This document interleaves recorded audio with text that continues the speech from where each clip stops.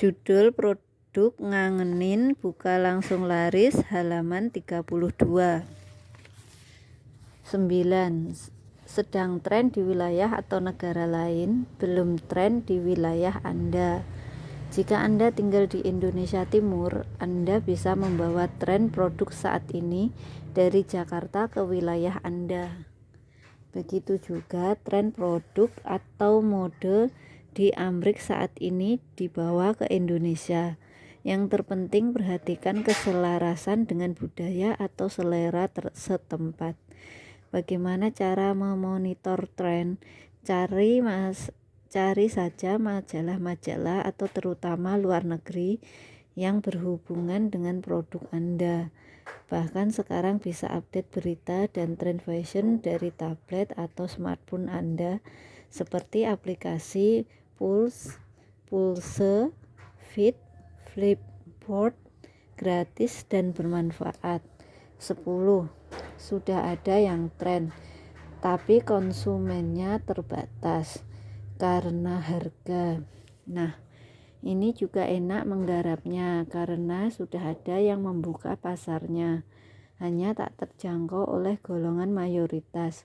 Contohnya frozen yogurt yang dipopulerkan oleh Saur Sally.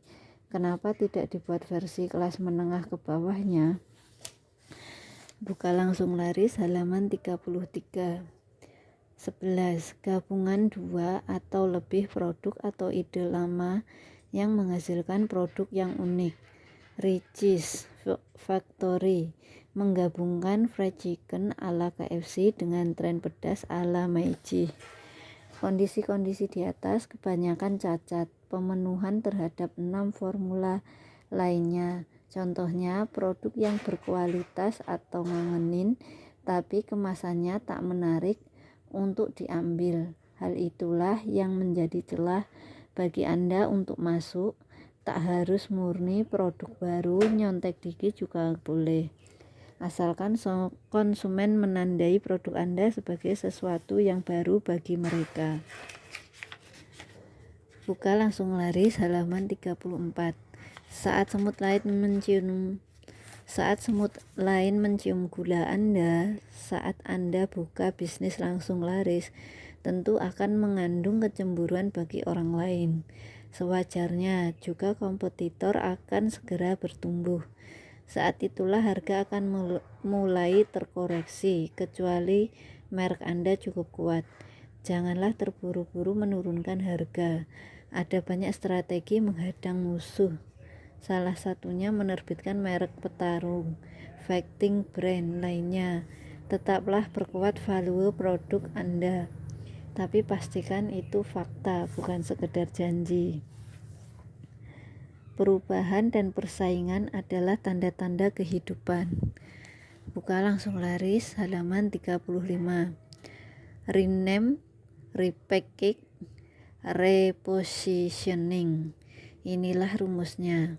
Rename adalah mengganti nama lama yang usang menjadi nama yang baru, yang terasosiasi di benak konsumen. Terbukti banyak produk lama yang diberi label baru bisa melejit tak terduga.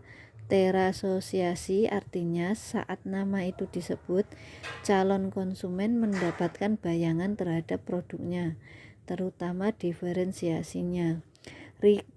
Repackage atau mengemas ulang yang bisa berarti kotak pembungkusnya, juga bisa berarti atmosfer atau cara penjualannya. Misal, lebih ngejreng, efek 3D, kios yang unik, kostum si penjual. Repositioning adalah membentuk image atau persepsi baru yang akan kita tanamkan di benak konsumen terhadap produk atau jasa kita. Alangkah bagusnya jika merek produk tersebut langsung terasosiasi oleh diferensiasinya. Jadi sekali baca positioningnya sudah tahu kemana. Misal nasi goreng keplak, pedas rasanya. Young Entrepreneur Academy, jelas akademi wirausaha untuk anak muda. Positioning juga bisa diperkuat dengan slogan. Misal, slogan yukbisnis.com. Buka toko online semudah membuka tutup botol. Berarti betapa mudahnya. Buka langsung laris. Bad Mess Company. Suatu perusahaan konveksi di India rugi besar karena 1 juta baju yang dikirimkan ke retailer dikembalikan karena luntur ketika dicuci. Hal ini juga menyebabkan nilai saham perusahaan tersebut merosot hingga 30%. Sementara subkontraktor mereka menolak pengembalian ganti rugi atau uang yang telah dibayarkan. Di tengah keputusasaan, Karan, keponakan si pemilik perusahaan, menawarkan bantuan. Inilah langkah-langkah yang ia lakukan. Ia melakukan uji coba 7 baju, dicuci ulang masing-masing 1 kali, 2 kali, 3 kali, hingga 7 kali. Ternyata 7 baju tersebut mengalami perubahan warna setiap kali dicuci. Dia membuat janji kepada para pengecer besar untuk presentasi produk baru miliknya. Saat presentasi, dia mengemas ulang atau repackage dan repositioning baju luntur tersebut sebagai baju berteknologi baru yang setiap kali dicuci berubah warnanya. Jadi hanya dengan beli 1 baju bisa berganti-ganti warna terus.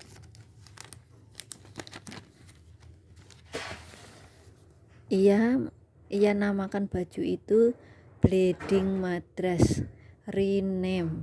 Ia juga memposisikan sebagai produk yang mahal, $12 per potong, biasanya $8. Pengecer besar setuju mencoba 5.000 potong dahulu. Karan membeli ulang sebagian besar produk di departemen store milik pengecer. Untuk menyebarkan virus tren produk baru itu, ia menggunakan figuran Michael Jackson yang kebetulan sedang manggung di India. Keesokan harinya, ia membagikan gratis ke komunitas tertentu, seolah baju itu hadiah dari Michael Jackson. Karena banyak orang menggunakan baju yang sama bersamaan, permintaan tren tipe baju itu pun jadi tinggi. Sementara produk yang tersedia di pasaran terbatas. Pengecer memesan semua sisa stok. Happy ending. Imprinting. Pada tahun 1900-an, Konrad Lorenz meneliti fenomena penetasan angsa. Sekelompok anak angsa yang menetas dari cangkangnya siapapun, atau bisa jadi manusia atau hewan selain angsa, yang mereka lihat pertama kali pada periode kritis 13-16 jam setelah menetas, akan dianggap sebagai induknya. Kemanapun ia pergi, anak-anak angsa itu akan mengikutinya. Saya pernah mencicipi pizza di luar negeri, tetapi bagi saya tak seenak Pizza Hut. Kebab Turki yang beli di negara Arab juga tak selahap saya makan merek Baba Raffi, karena lidah saya telah terimprint oleh mereka. Apa yang saya makan pertama kali menjadi acuan. Inilah rasa yang benar asli. Jika produk dan merek Anda menjadi imprinting bagi konsumen, maka follower produk Anda tak akan semelekat milik Anda. Sebaliknya, janganlah ikut-ikutan orang lain. Jadilah pionir suatu produk di target pasar Anda. Pastikan mereka tak pernah menyicip produk yang ngangenin lainnya selain produk Anda. Formula 2. Produk ngangenin. Buka langsung laris halaman 41. Produk ngangenin adalah produk yang membuat orang kecanduan, pengen lagi dan pengen lagi. Kalau makanan, nggak berhenti mengunyah sampai kenyang. Tak hanya berlaku untuk makanan, misal untuk produk sepatu. yaitu nyaman. Dikatakan orang cakep, pengen pakai terus, meski koleksi lainnya banyak. Kalau herbal, cespleng alias manjur. Apa intinya? Kepuasan pelanggan terhadap produk tersebut melebihi yang ia harapkan. Ingat lagi, formula ini memiliki hierarki urutan, seperti adonan kue. Jika tak ditaati, maka tak akan memuaskan hasilnya. Kenapa harus ngangenin? Bisa jadi suatu merek booming, tapi jika produknya nggak ngangenin, maka efeknya nggak akan terjadi pembelian ulang atau repeat order dan menyebar atau viral. Contoh, ada rumah makan yang mereknya sangat ngetop. Kalau sebut rawon, mayoritas orang langsung ingat merek tersebut, tapi begitu menyicipi, penonton kecewa. Kualitas produk tetap menjadi fundamental suatu merek, bahkan jika produknya ngangenin. Meski merek kemasan promo biasa di lokasi terpencil pun akan dicari orang. Hanya saja akselerasinya akan lama. Tinggal kuat nggak bertahan menunggu pelanggan datang atau keburu bangkrut. Produk ngangenin buka langsung laris, halaman 42. Bagaimana menguji suatu produk ngangenin? Kita gunakan cara yang praktis saja. 1. Cara komunitas atau tempat berkumpul target pasar yang serupa dengan bidikan Anda. Misal target pasar wanita 25-35, minimal bermobil, utamakan kualitas. Cari komunitas atau kumpulan seperti itu. Komunitas bisa jadi seminar, arisan, asosiasi. 2. Berikan sampel gratis atau diskon besar. Jangan minta testimoni ampuh untuk berjualan, tapi bukan untuk menguji produk. Biarkan alami, kalau ngangenin mereka akan teriak sendiri. 3. Amati apakah produk Anda diambil dan diambil lagi oleh orang yang sama. Jika ya, jangan keburu percaya, bisa jadi ibu itu sedang lapar. Pastikan 80% orang yang mencoba mau lagi dan lagi. Sekali lagi, jangan latah menanyakan gimana rasanya, apalagi enak kan. Ini minta persetujuan, bukan masukan. 4. Kalau tak terjadi pengulangan, baru minta feedback. Cari feedback yang kritis dan pedas, tapi yang membangun, bukan sekedar menghibur Anda. 5. Lakukan perbaikan dan uji ulang. Ingat, uji di komunitas dengan target pasar yang serupa, bukan berbeda. Buka langsung laris, halaman 43. Terbukti produk-produk yang ngangenin akan bertahan lama dibanding yang sekedar polesan promo yang heboh. Satu level di bawah produk ngangenin adalah acceptable quality atau bisa diterima, alias oke lah, lumayan. Produk yang ngangenin akan menimbulkan efek viral. Pelanggan akan beli lagi dan mempromosikan gratis atau boom. Produk yang ngangenin bukan berarti makanan saja loh. Kaos yang enak dipakai, jahitan dan sablonan rapi. Atau orang bilang Anda ganteng atau cantik pakai kaos itu. Bisa juga buku pelatihan yang bukan sekedar teori, namun terbukti bisa dipraktekkan dan hasilnya memuaskan. Tergantung dari variabel yang mau Anda tonjolkan dan inginkan target pasar Anda. Yang jelas, membuat orang pengen beli lagi dan referensi ke orang lain, itulah tanda-tanda produk ngangenin. Uji produk fashion. Jika produk Anda adalah kaos atau fashion, bisa diterapkan penjualan promo yang membuat mereka mau mencoba atau membeli. Terapkan syarat menyertakan akun sosial media mereka.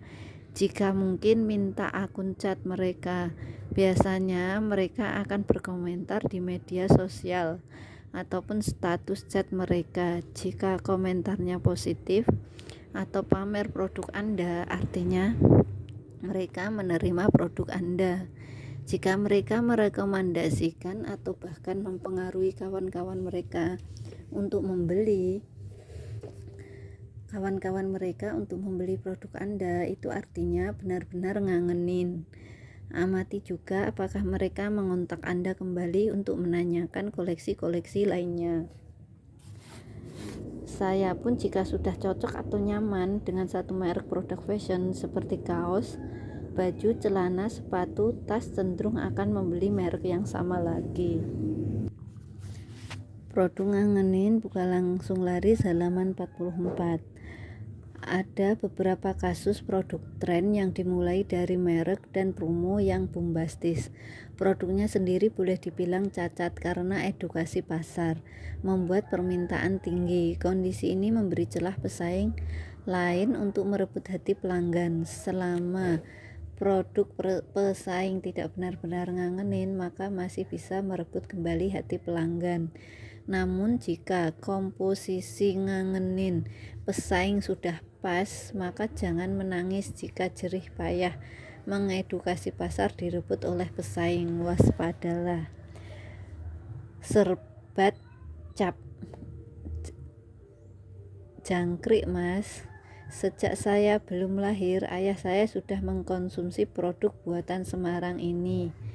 Industri rumah tangga yang awalnya dari kota Purwodadi ini berdiri sejak tahun 1950-an dan hingga sekarang masih eksis di pasaran. Kemasan dulu hampir tak ada perbedaan, kecuali sablonan di plastik luar yang baru saya lihat tahun ini. Saya sendiri mengkonsumsi sejak SMP. Gara-gara sering alergi hidung bersin-bersin karena udara dingin di pagi hari, bertambah lagi konsumsi saya sejak kuliah karena sakit encok atau keturunan.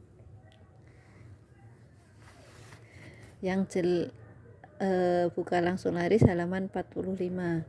Yang jelas saya sudah merekomendasikan ke puluhan orang dan membagi-bagikan ke mereka yang terkena penyakit serupa. Ada juga kawan saya yang saat haid terasa sakit, minum ini manjur juga. Saking kebiasaan minum serbat ini dengan kopi, kalau nggak pakai serbat malah aneh. Rasanya pedas seperti jahe plus merica, tapi khasiatnya sesuai namanya, jangkrik tenan manjurnya. Meski zaman sudah modern dan kemasan serbat cap jangkrik emas tak berubah, tapi jangan kaget saat Anda googling akan menemukan serbat ini dijual oleh generasi muda via Kaskus, Facebook, blog, dan media online lainnya. Inilah efek ngangenin. Merek Ritual bagi kawan-kawan peserta Entrepreneur Camp, pelatihan bisnis yang diadakan selama 3 hari 2 malam di resort, meninggalkan banyak kenangan, terutama di hari kedua saat kegiatan outdoor bagi fasilitator. Itulah kesempatan kami berwisata kuliner. Salah dua tempat makanan favorit kami adalah Bumi Aki di Cipanas, Puncak, dan Pondok Ikan Bakar BM Anyer. Kalau makan di Bumi Aki tak boleh terlewat. Salah satunya adalah sate kambing, sate ayam, sate guling. Saya ulangi. Sate kambing, sate ayam.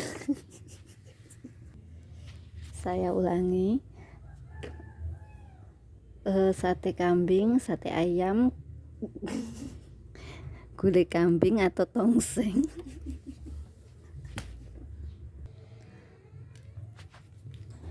Gulai kambing atau tongseng, jangkrik pokoknya. Sedangkan di BM, apapun makannya yang penting sambelnya jos. Bisa dibilang setiap camp lokasi tersebut nyaris tak pernah terlewatkan makan di sana. Itulah yang saya sebut merek Ritual, seolah nggak pas kalau nggak mampir. Jika usaha Anda menjadi suatu ritual yang seolah nggak afdol kalau nggak mampir, maka seperti tanaman yang berbuah tiada hentinya. Produk ngangenin buka langsung laris halaman 46. Coba nih makanan-makanan ngangenin yang menurut saya jangkrik enaknya. Cakwe Raffles Cisara Bogor, Bolu Meranti Medan, Villa Kek Pisang Batam, Tempe Gila Sale Pisang Wendy Padalarang Bandung Barat, Chiffon Cheesecake Pelangi Semarang, Bingke Fajar Pontianak, Pisang Goreng Kipas Kuantan 2 Pekanbaru, Batagor Kingsley Bandung, Papa Pia dan Roti Unyil Venus Bogor, Wedang Ronde Bola Obi Bakso Tahu Gardu Jati Bandung. Jadi lapar nih. Nggak hanya makanan, manusia juga bisa ngangenin loh. Ngangenin bukan berarti sempurna, sering ada kurangnya, tapi memiliki satu kelebihan yang khas yang tak dimiliki oleh pribadi lainnya. Saya memiliki guru dan mentor yang ngangenin ilmu dan nasihatnya. Saya tak berbicara pun sudah terpancar energinya.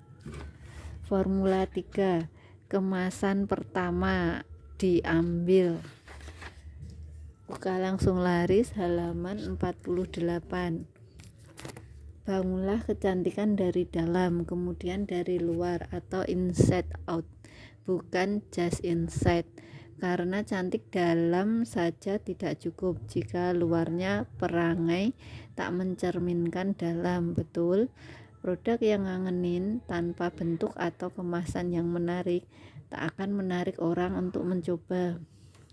Bukankah terbukti bahwa kita mau mencoba sesuatu yang baru karena melihat luarnya yang cantik dahulu? Produk loh, bukan wanita. Nah, luar itu bisa bentuk atau tampilan produk atau kemasan jika dijajakan dalam kondisi terbungkus. Bisa juga atmosfer jika produknya di dalam kafe atau outlet.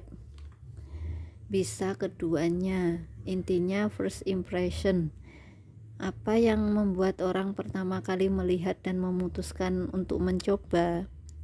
Khusus bagi produk yang dijajakan telanjang tanpa bungkus, tentu hierarki bentuk atau tampilan lebih utama dibanding rasa yang ngangenin.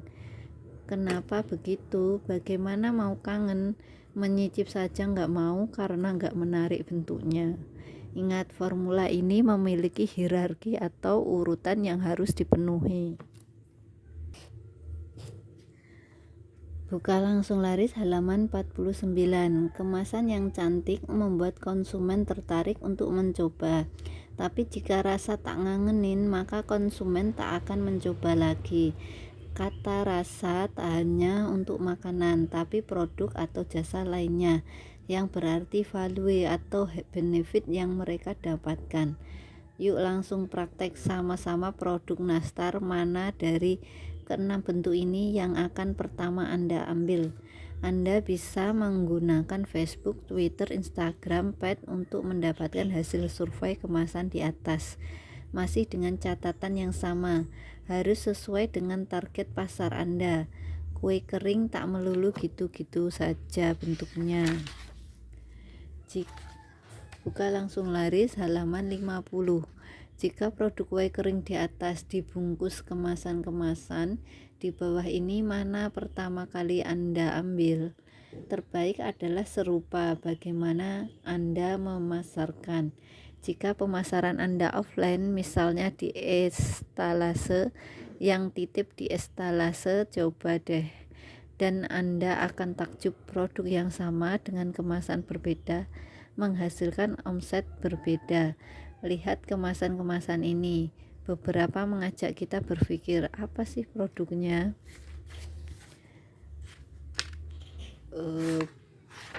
Buka langsung laris halaman 52.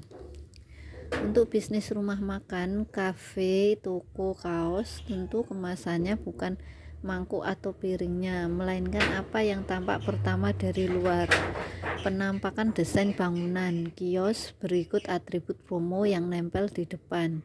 merupakan syarat suatu kios dilirik semut yang lewat. Rumah makan yang laris. Mungkin Anda pernah membuka rumah makan, kemudian melakukan berbagai macam promosi, namun tetap tidak laris. Atau mungkin Anda bertanya-tanya, mengapa tempat makan langganan Anda rasanya enak, pelayanan bagus, tempat nyaman, tapi sepi pelanggan. Yuk kita amati fenomena apa yang menyebabkan calon pelanggan baru memutuskan untuk makan di suatu tempat. Untuk itu mari buka langsung laris halaman 53. Untuk itu mari berandai Anda sedang berada di suatu daerah yang asing dalam kondisi lapar dan mencari makan, hingga di suatu jalan yang Anda lewati terdapat sederetan rumah makan yang mampir semua melakukan promo standar seperti diskon 20-50%, paket hemat, buy one get two. Seandainya di sana ada satu cabang rumah makan langganan Anda, mana yang Anda pilih, langganan Anda atau yang diskon?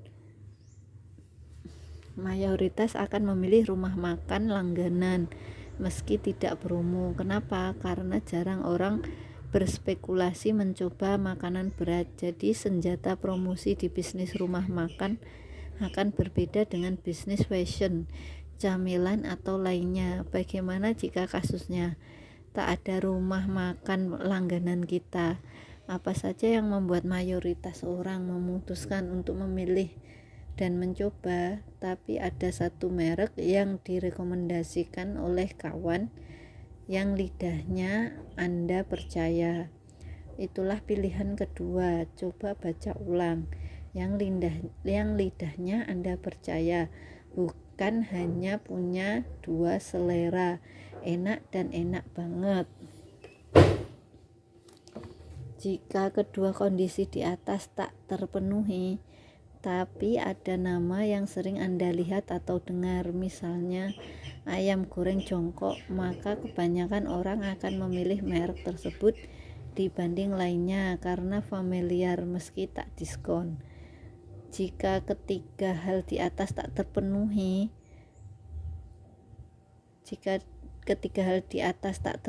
juga, tapi sederet rumah makan yang Anda lewati ada tempat yang paling terlihat ramai, nah tuh tergoda kan? Kenapa? Karena asumsi kita terhadap tempat yang ramai adalah laris dan enak, padahal bisa jadi ramainya karena ada loket pembayaran listrik, air, telepon, atau mungkin teman-teman asosiasi yang difasilitasi untuk meeting gratis di situ, sengaja atau tidak sengaja. Hal itulah yang akan menarik pelanggan baru. Jadi buatlah rumah makan Anda selalu terlihat ramai bagaimanapun caranya. Buka langsung laris halaman 54. Tip agar rumah makan Anda terlihat ramai. Kursi bagian luar diberi sandaran agar konsumen betah duduk.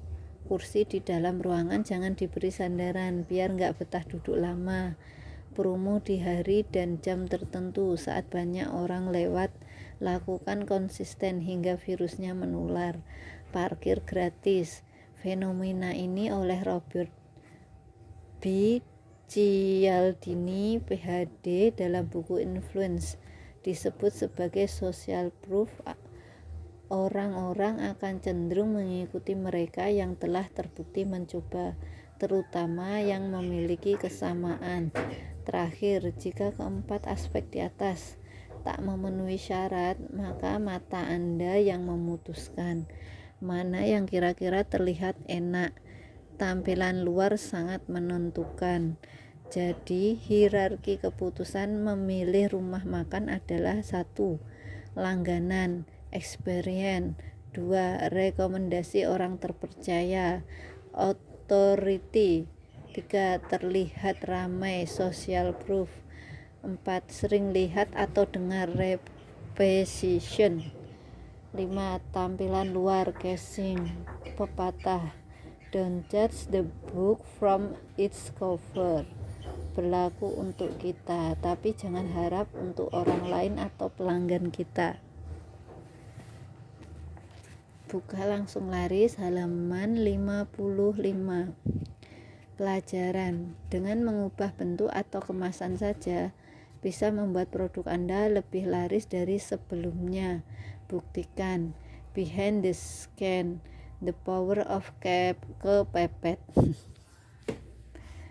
Beberapa bulan sebelum buku pertama saya, The Power of Kepepet Tepok, diterbitkan, saya melakukan survei di Gramedia Batam. Saya memotret deretan buku terbaru dan mengamatinya. Apa yang saya temukan, rata-rata desain dan warna buku adalah serupa. Dari kejauhan Anda akan melihat, ya itulah buku.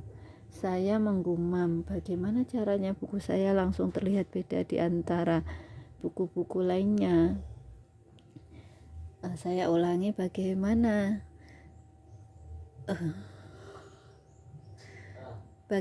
caranya buku saya langsung terlihat beda di antara buku baru lainnya.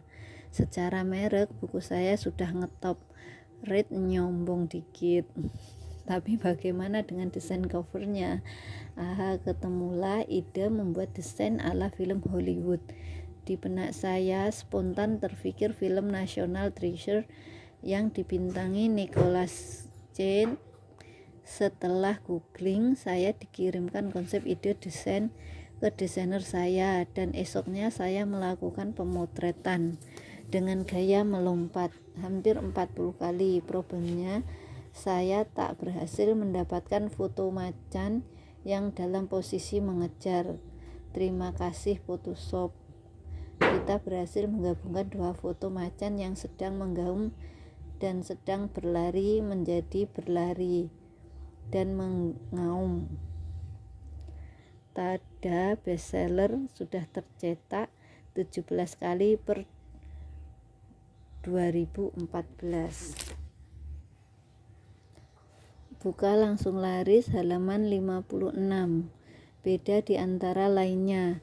Tentu mendesain suatu kemasan yang unik belum tentu mudah implementasinya. Desain yang aneh-aneh sering memakan biaya yang lebih mahal dan pembuatan kemasan aslinya. Selain itu, malah akan menjadi ketidakwajaran untuk konsumsi harian. Apalagi jika produk kita didistribusikan dan dipajang di etalase berderet dengan produk lainnya. Saran saya, lihatlah kondisi asli tempat di mana produk Anda akan bersaing dengan kemasan lainnya. Fotolah dari beberapa sisi, terutama sejalan dengan jalur semut lewat. Kemudian simulasikan desain kemasan yang sudah jadi, sederetan dengan produk-produk kompetitor lain. Apakah kemasan Anda benar-benar sudah menggoda untuk dicomot? Buka langsung laris halaman 57. Warna yang paling diingat. Yuk main-main sebentar. Ajaklah kawan atau kerabat Anda di suatu ruangan yang banyak barang. Kemudian minta dia untuk mengikuti instruksi Anda berikut ini. Coba lihat sekelilingmu 360 derajat dalam waktu 3 detik. Kemudian pejamkan mata. Tetap pejamkan mata sambil jawab pertanyaan saya. Apa saja di sekitarmu yang berwarna abu-abu? Apa saja di sekitarmu yang berwarna biru? Apa saja di sekitarmu yang berwarna hijau?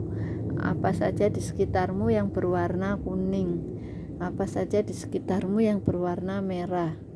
Dari jawaban-jawaban di atas, mana yang paling banyak diingat? Itulah warna yang sebaiknya Anda gunakan untuk kemasan produk Anda. Kenapa merah muncul sebagai jawaban paling banyak? Karena warna merah tertangkap di retina mata terdepan. Namun jika sudah ada kompetitor lain yang menggunakan warna merah, tentu untuk tampil beda Anda harus menggunakan warna selain merah. Jangan takut, selain warna, motif desain juga mampu mengecoh mata si semut. Saat membantu mengarahkan ilustrator buku ini, Daru Redono membuat kemasan Papapia. Saya mensurvei beberapa kemasan kompetitor oleh-oleh lainnya. Selain berkemasan plastik bening bersablon, banyak yang menggunakan kemasan dengan motif foto.